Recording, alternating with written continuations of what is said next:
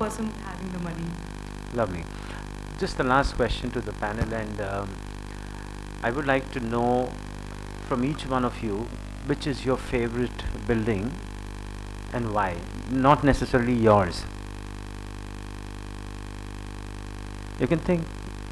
So,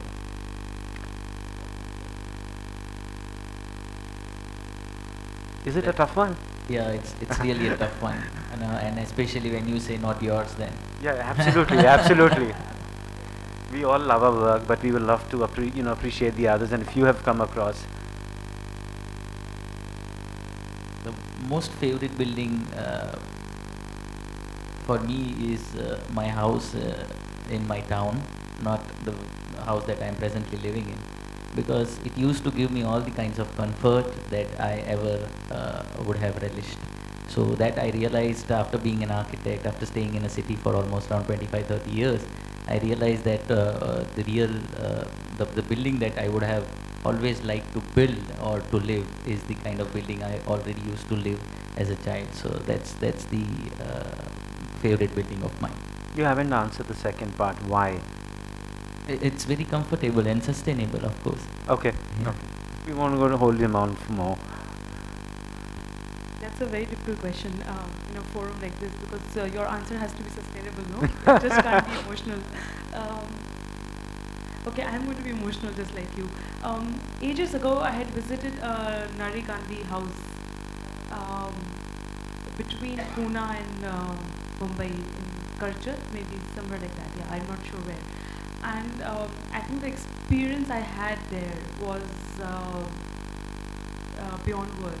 So that's my favorite building because it's Nari Gandhi and because of the spaces.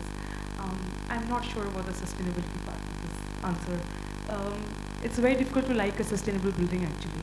Yeah. I will make one. Right.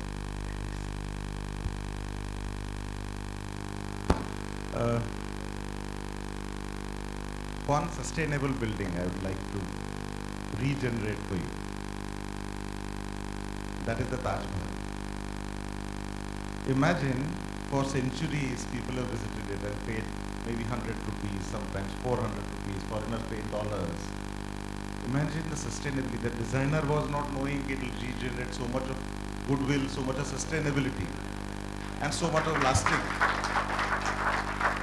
So that is what I call sustainable. Sustainable in terms of aesthetics, sustainable in terms of form, sustainable by the very presence of the thing. How much effort was put in that building.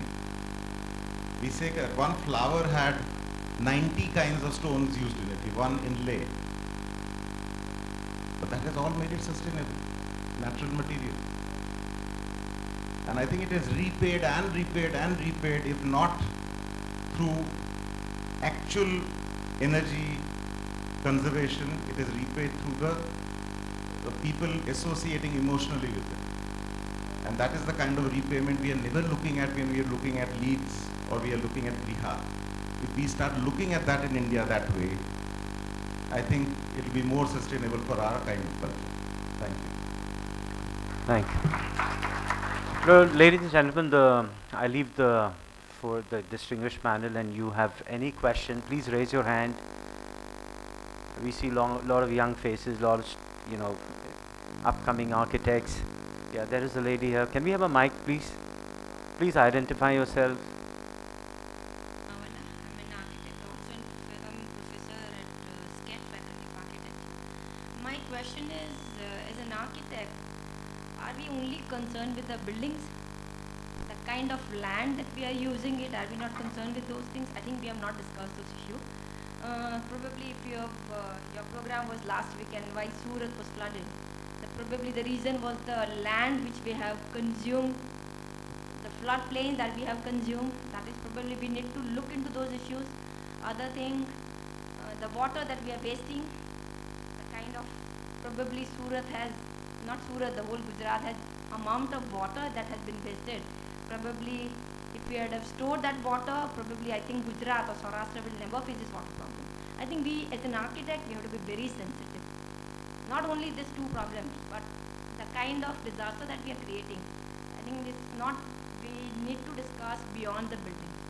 Ma'am, do you want somebody in the panel to answer this question for you? I spoke with Was it a view from you? I mean, I don't know. I mean, no, I think it's a very valid point you made, yeah, but because we, as an architect, we only discuss about the buildings. I think we need to look into more larger stuff. no, absolutely, we're going to Yeah. create this thread. Somebody want to. Hold up, yeah, we have it. We do look at our buildings because that is the control we have. Our control audience is that. So that is why, otherwise we should be looking at Narmada Dam, we should be looking at Ukai Dam, we should be, who are causing the damage. So,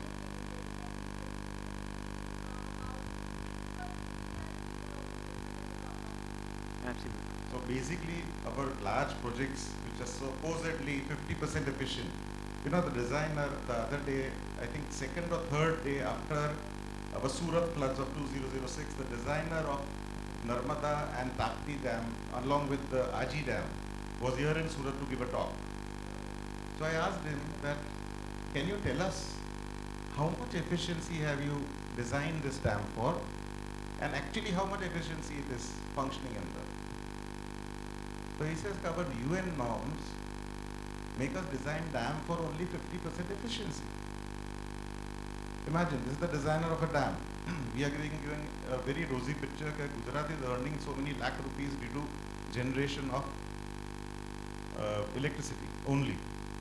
But are we really gaining it with 50% loss? So he is designing with. His design is only saying 50% loss making. And we are talking of sustainability. So actually sustainability should be connected with all these large projects also, and we'll have less of disaster. Because traditionally we have managed this rivers. Traditionally we managed this rain, more rainfall than this also. But just now we are facing trouble because we have overlooked some factors, like she very well pointed out, all the floodplains of Surat are built upon Ideaz. Why? Because the politicians promised us in I think 60s that Ukai Dam ban jayega, Surat mein pani ka problem nahi rahega. So all of Ideaz got sold at the highest rates. So we should now look at it. Designers, if they don't look at it, it might be too late before somebody else destroys it. So if we don't look at these large projects, maybe there might not be any Meda Patkas in the next generation. Any more questions? Yes, sure. I would just like to add to your water question. I think green systems like rainwater harvesting or water recycling, that's all happening within the building. So that's definitely our zone and our initiative to do. The other part of the question was very urban and very at the planning level. So, but the building level, definitely we have to use green systems. We just slightly touched upon LEDs, for example. That's also a green system where lights are concerned. Air conditioning systems or paints that we choose, for example. So all the green systems as they are sold today are definitely in our zone, and we have to do it at the design level. So that's something that we have to address as architects, definitely, especially rainwater harvesting. So we should not be wasting water on a terrace.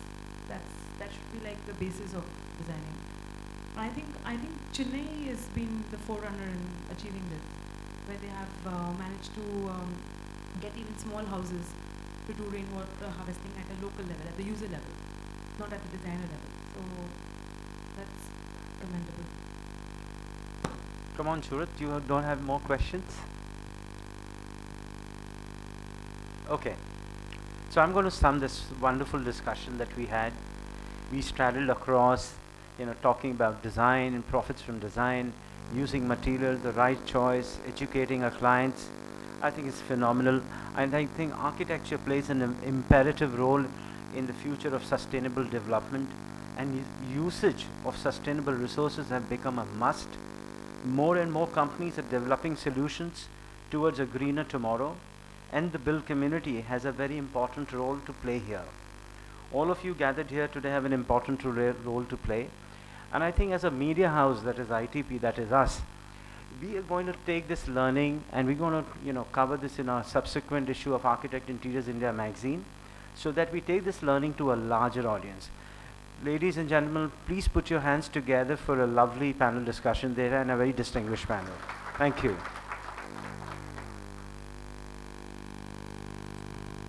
Thank you. Thank you, Bibor, so much for very ably moderating the session for us, and I'm sure this has enlightened our wonderful audience in here. With that, dear friends, we'll now take a moment off to felicitate our panelist here with a memento, and to do the honors, I request Ms. Tanya to kindly step forward.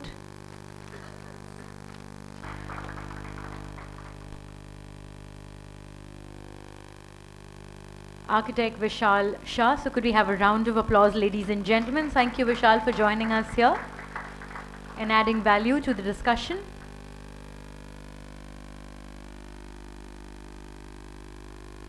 And let's give it up for Kanika. Thank you, Kanika, for all that knowledge. Thank you so much.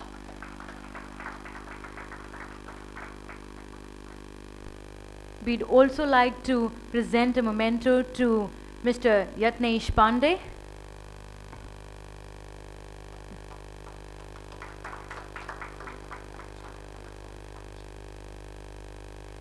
And friends, yes, we'd also like to say a big thank you to Architect Bankim Dave. Thank you, sir, for joining us here. It was wonderful to have you here amongst us, and I request Mr. Yatnesh Pandey and Mr. Bibor Srivastav to kindly felicitate Mr. Bankim Dave with a memento. And ladies and gentlemen, let's give a round of applause.